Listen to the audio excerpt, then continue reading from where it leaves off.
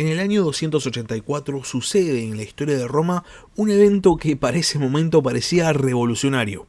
Asciende un nuevo emperador, Diocleciano, y bueno, eso era algo medianamente normal. Lo revolucionario es que este emperador llega para quedarse y llega también para reformar. Diocleciano no solo estabiliza su propia posición en Roma, sino que aparte consigue pasar la brecha de los 5 años, estableciéndose como un verdadero emperador longevo para la época. Ahora bien, esto no es casualidad. Diocleciano no era simplemente otro emperador soldado, otro emperador aclamado por las tropas de Roma, sino que también tenía ideas propias acerca de qué se tenía que hacer para que Roma volviese a tener un funcionamiento normal. Diocleciano se da cuenta muy pronto, dentro de los primeros años de su gobierno, de que Roma era demasiado grande como para ser gobernada por una sola persona, y no por una cuestión administrativa, sino por una cuestión práctica. Roma tenía demasiadas fronteras y estas fronteras necesitaban demasiada atención. La tarea de proteger todo el Imperio Romano no podía recaer nunca en un solo emperador. Diocleciano entiende de que era hora de reformar todo el sistema político y de dividir al imperio en varias unidades administrativas. Este cambio, sin lugar a dudas, iba a traer muchísima estabilidad para Roma. Lo que no sabía Diocleciano es que esta reforma dentro de la administración romana iba a traer cambios que iban a impactar en el resto de la historia de la humanidad.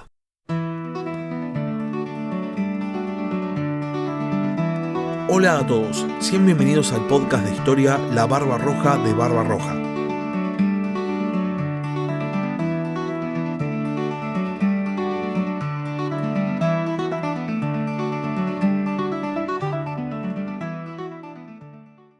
En los primeros años de su gobierno, Diocleciano decide reformar completamente la administración imperial.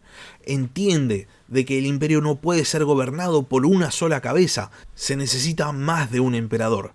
Esto no es una idea casual.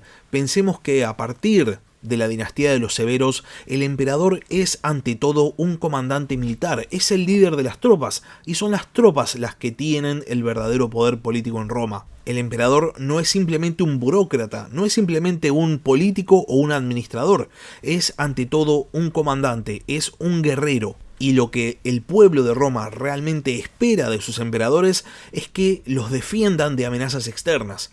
Diocleciano, cuando asciende al trono, se da cuenta de que no puede hacer frente él solo a todas las amenazas que tiene Roma, porque la frontera del Rin era bastante complicada, la frontera del este con el imperio sasánida del otro lado era muy complicada, y también lo era la frontera del Danubio. Por este motivo, en un primer momento, Diocleciano delega parte de sus responsabilidades imperiales en un nuevo segundo emperador, llamado Maximiano. Maximiano empieza siendo un César, es decir, empieza ocupando el puesto de un segundo al mando en Roma. Pero después, con el tiempo, va a adoptar el título de Augusto, equiparándose con Diocleciano. Roma de repente tiene 2 emperadores en supuesta igualdad de condiciones. Esto significaba no solo 2 emperadores, sino también 2 cortes imperiales, 2 guardias pretorianas, 2 prefectos del pretorio, y también la posibilidad de 2 ejércitos en campaña. Y en principio esto parecía ser lo justo y necesario. El tema es que Maximiano va a tener que hacer frente a 2 amenazas al mismo tiempo, porque surge dentro de su propio ejército un pretendiente, un usurpador llamado Caraucio, que se instala en el norte de la Galia y en Britania, y se proclama emperador. Maximiano tiene que hacer frente a la rebelión de Caraucio y al mismo tiempo tiene que hacer frente a los intentos de invasión del otro lado del Rin, y entonces se ve rápidamente desbordado. Diocleciano, viendo esta situación, decide tomar cartas en el asunto, y en el año 293, 2 años después del encuentro entre él y Maximiano en la ciudad de Milán, decide, con el fin de quitarle presión a Maximiano, darle el mando de la guerra contra Caraucio a un tal Flavio Constancio. Constancio no era cualquier romano, era el prefecto del pretorio que Maximiano había nombrado para la parte occidental del imperio en el año 288, y ciertamente había hecho una carrera bastante ilustre. Constancio era un hombre de provincia, había nacido en Dardania, provincia de Panonia, y era hijo de un noble dárdano llamado Eutropio.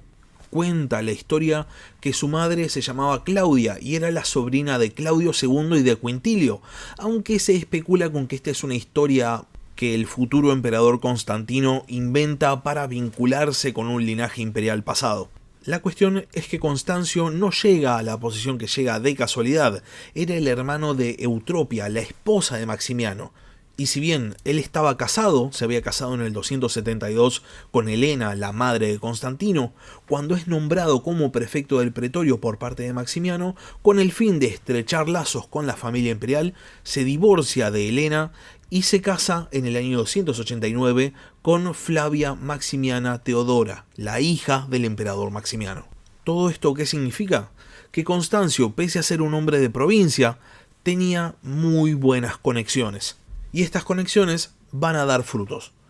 Cuando Diocleciano otorga el mando de la guerra contra Caraucio a Constancio, autoriza a Maximiano a designarlo como César, lo que lo transformaba no solo en un subemperador de Occidente, sino también en el heredero al trono imperial. Constancio además recibe la administración directa de la Galia y de Britania, ocupada por Caraucio, y también existe la posibilidad de que haya recibido la administración de Hispania. Roma entonces quedaba dividida en este momento en 3 unidades administrativas, un plan muy interesante de Diocleciano, y de hecho un plan que tiene éxito. Constancio se enfrenta a Caraucio en la Galia y lo derrota. El resultado es que Caraucio es traicionado por uno de sus oficiales llamado Alecto y es asesinado. Alecto entonces toma el mando de las fuerzas de Caraucio en Britania y se atrinchera. Diocleciano veía entonces que su plan había tenido éxito. Maximiano había podido mantener el occidente imperial mientras que Constancio derrotaba a la amenaza que era Caraucio. Y entonces, siendo que él mismo tenía 2 fronteras a las cuales prestar la atención, la frontera sasánida en el este y la frontera del Danubio en el norte, decide también nombrar a su propio César. Y para esto designa a Galerio, su propio prefecto del pretorio. Galerio también era un hombre de provincia. Había nacido en Sérdica, la actual Sofía en Bulgaria, y era hijo de un padre tracio romanizado y de una madre dacia que había migrado hacia territorios romanos por la amenaza de los carpos.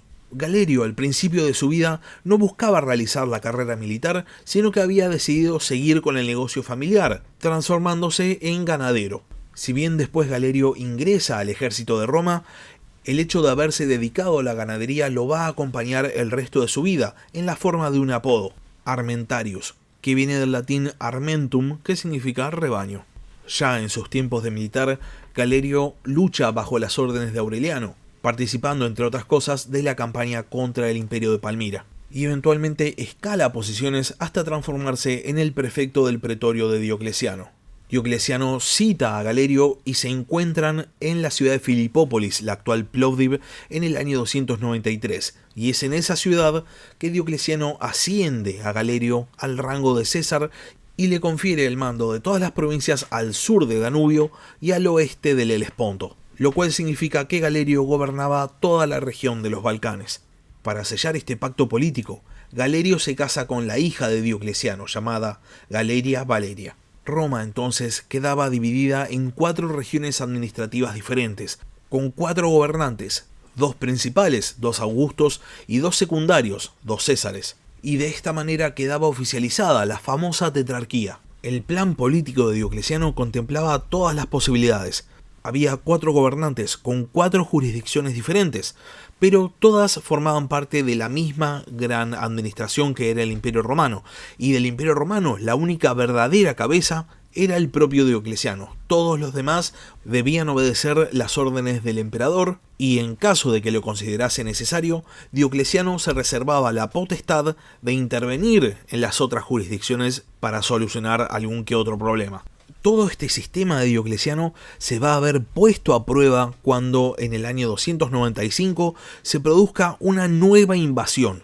El emperador sasánida Narsés declara la guerra a Roma e invade Armenia.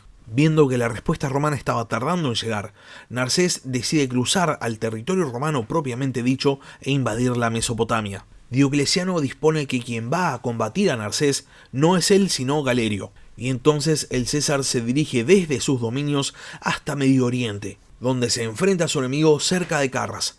Narcés consigue una terrible victoria y Galerio tiene que solicitar refuerzos. La invasión proseguía su curso y solamente recién en el año 298 Galerio se siente preparado como para lanzar una contraofensiva. Los sasánidas, como era tradicional, tenían un ejército muy enfocado en la caballería pesada, y entonces combatir en las grandes planicies de la Mesopotamia no era algo conveniente para Roma. Galerio entonces decide atacar Armenia y Narcés se ve obligado a ir a defenderla. El tema es que Armenia, a diferencia de la Mesopotamia, no es una llanura, sino que es un terreno muy montañoso. Y entonces, en este territorio, Galerio logra imponerse y derrota en 2 batallas decisivas a Narcés. En la segunda de estas victorias, en la batalla de Satala, los romanos logran la captura del campamento sasánida, que incluían no solo los tesoros de Narcés, sino también su harén y su esposa principal.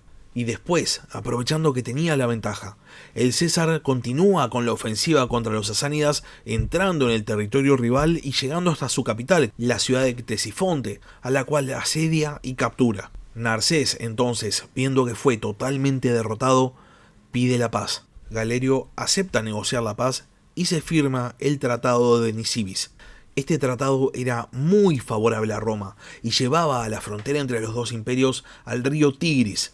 Todos los territorios al oeste del Tigris formaban parte ahora de o el Imperio Romano o de la esfera de influencia romana, lo cual incluía una vez más a Armenia. Los romanos con este tratado habían ganado ahora un pasillo directo hacia la capital sasánida, y esto era muy útil en caso de tener que lidiar con una amenaza persa en el futuro.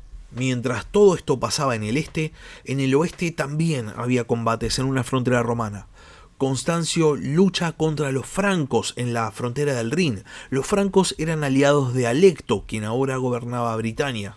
En esta campaña, Constancio también derrota a los alamanes en la desembocadura del Rin. Y después, una vez que la frontera está segura, decide planear una campaña contra Britania directamente. Maximiano entonces releva a Constancio en la defensa del Rin y entonces el César puede realizar el cruce. Para este fin, Constancio construye 2 flotas, las cuales van a invadir Britania al mismo tiempo, pero van a desembarcar en 2 lugares diferentes. La primera de estas flotas llega a Britania en el año 296 y se encuentra directamente con las fuerzas de Alecto.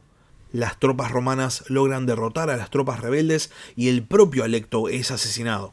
Mientras esto pasaba, Constancio se dirigía directamente a Londinium, donde tiene que enfrentarse con mercenarios francos que habían sido contratados por Alecto y que, enterándose de la muerte de su contratador, habían decidido saquear la ciudad. Constancio logra restaurar el orden y después decide quedarse un tiempo en Britania. El César, siguiendo las reformas administrativas de Diocleciano, se da cuenta que Britania es demasiado grande para ser solamente 2 provincias y entonces las divide en 5 nuevas provincias. Y una vez que la reforma administrativa se lleva a cabo, el César también restaura las defensas del muro de Adriano.